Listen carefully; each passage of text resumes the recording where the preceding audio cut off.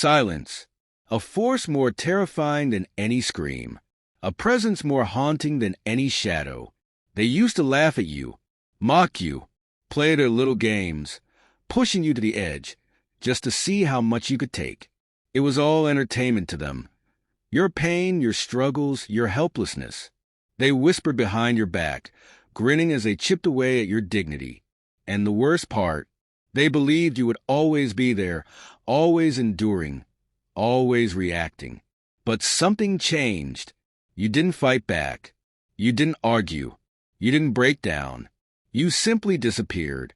And that's when their laughter stopped. They had always found amusement in watching you struggle. They pushed you into corners, forcing you to explain yourself, defend yourself, prove your worth. Every time you spoke, they twisted your words. Every time you fought back, they turned the world against you. It wasn't enough for them to see you suffer. They wanted to control how you suffered. But then one day, you made a choice. You walked away. No goodbyes. No last words. No closure for them to feed on. At first, they celebrated. They thought they had won, that they had finally broken you beyond repair. The absence of your voice was a victory to them. But then something shifted. Days passed, then weeks. The silence stretched, thick and suffocating, creeping into their minds like a slow, encroaching darkness. They started to wonder, why aren't you reacting? Why aren't you trying to prove yourself anymore? Where did you go? Doubt crept into their thoughts, twisting them into something ugly. Did they push too far? Did they go too deep? They never considered this outcome. You were always supposed to be there, crying, explaining, reacting. But now, with nothing but silence left in your wake, they began to feel something they never expected. Fear. It started small. A passing thought. A flicker of unease. One of them, let's call him Daniel, was the loudest of them all. The one who always had a smirk on his face. The one who enjoyed watching your discomfort the most. It was his voice that carried the insults, his eyes that watched you crumble with satisfaction. But now, in the absence of your presence, something gnawed at him. He found himself checking his phone more often, scrolling through old messages, rereading the words he once flung at you without a second thought. He told himself it was curiosity, nothing more. But deep down, there was a whisper, a question he couldn't shake. What if they come back? Not in the way they used to, not as the quiet, desperate person they once toyed with, but as something else, something unrecognizable. Another one. Her name was Lisa, was the mastermind. She never raised her voice, never got her hands dirty. She simply planted seeds, sat back, and watched them grow into nightmares. She was the one who made sure people turned against you, the one who whispered just the right words to make you seem like the villain. But now, those same whispers were turning against her. It started as paranoia, a sense that something was watching, lurking just beyond the veil of her carefully constructed world. She found herself hesitating before speaking ill of you, as if your silence had become a presence in itself. She dreamed of you, not the version of you she had laughed at, but something darker, something that stood in the corners of her vision, silent, staring, waiting. Lisa had always been in control, but now she was afraid. Afraid of what? She didn't know, but the silence was growing louder. The rest of them began to feel it, too. Small, unshakable signs. A message left on read with no response. An empty seat where you once sat, feeling larger than life. A sudden, inexplicable guilt creeping into their thoughts like rot. They told themselves they had done nothing wrong, that they were just having fun, that you were too sensitive, too weak, too easy to break. But if that were true, why did their minds refuse to let you go? Why did they wake in the middle of the night, staring at their phones, expecting a message that would never come? Why did they feel haunted? They used to enjoy watching you react. They thrived on your pain, on your anger, on your desperate need to be heard. But now, all they had was silence. And silence Silence was terrifying. Their world was unraveling. At first, it was just an eerie sense of unease, a nagging feeling that something was missing, that someone was missing. They should have been relieved. After all, you were gone. No more resistance. No more protests.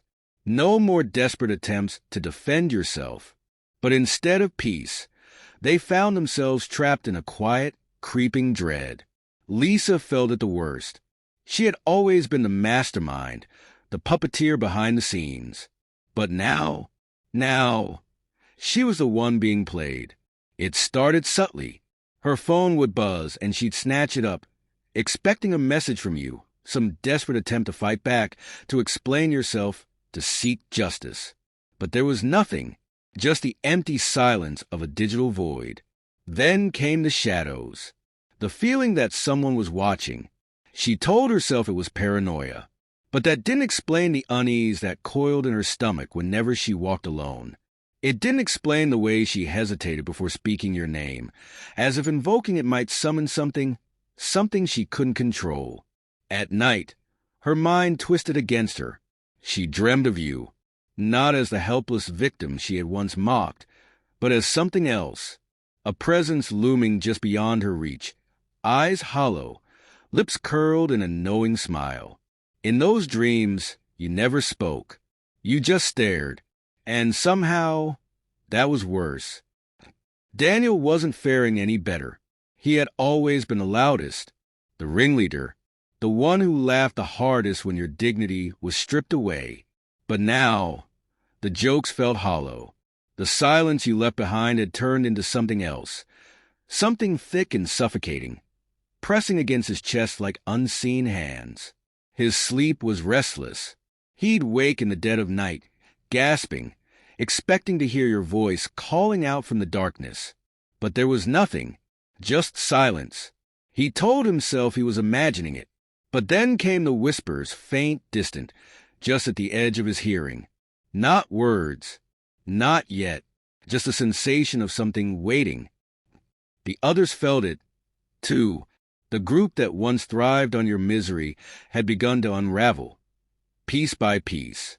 Where they once walked with confidence, now they second-guessed their steps. Where they once spoke with certainty, now their words faltered. Something was wrong. It wasn't just guilt. It wasn't just regret. It was you.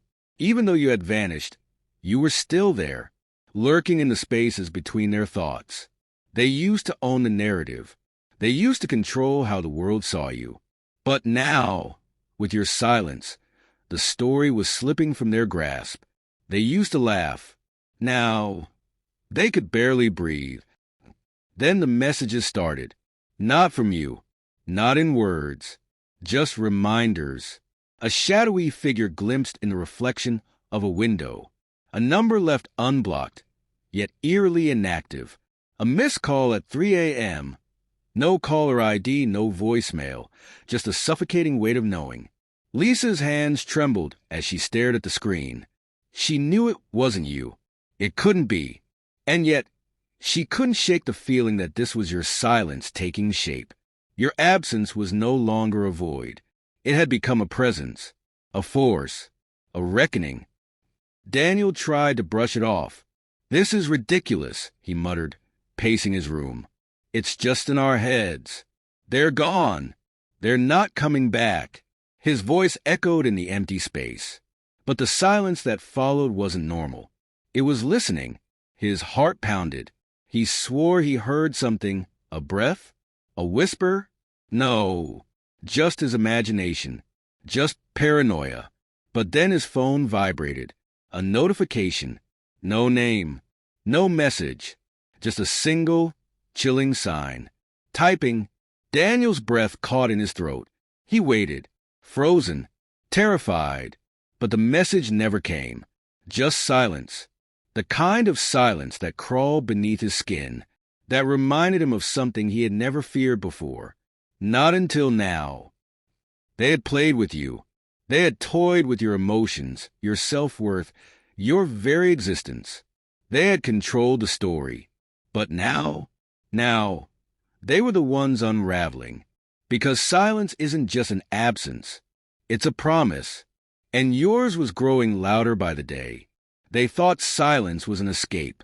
They believed that once you stopped fighting back, once you stopped reacting, they had won.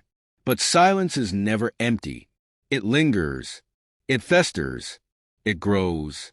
And now, it was swallowing them whole. Lisa no longer slept. Every time she closed her eyes, you were there, standing at the edge of her vision, just out of reach. Not the broken, desperate version of you she had once mocked, but something else, something powerful, something terrifying.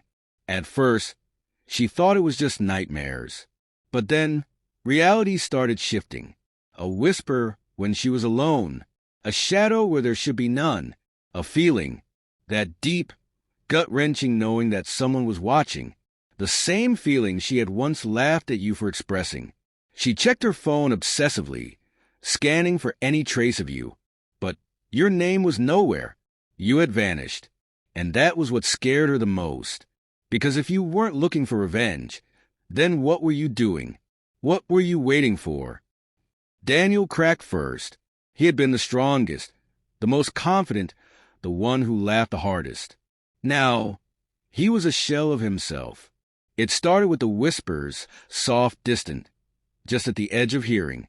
He ignored them at first, but they grew louder, closer, more distinct, until one night he heard it clearly, a voice, not angry, not screaming, just a whisper, soft, cold, final. Are you scared now? Daniel spun around, his breath hitching, but the room was empty. Yet the words echoed in his mind, the same words he had once sneered at you. Only now they carried weight. Now they carried power. Now they carried justice. The others weren't spared either. One by one, they fell apart. The group that had once thrived on your suffering had turned on each other, suspicion and fear creeping in like a disease.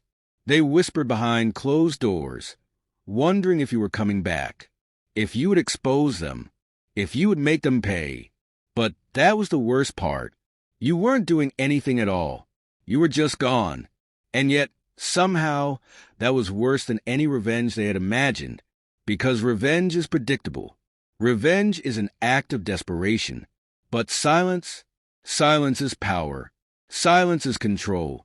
And now you held both. Lisa couldn't take it anymore. She needed closure. She needed to see you, to hear your voice, to know what you were thinking. She needed you to react. So she did the only thing she could. She reached out. A message. Simple. Direct. Are you there? The seconds stretched into minutes. Then hours. Then days. Nothing. You had left them in the void they had once thrown you into.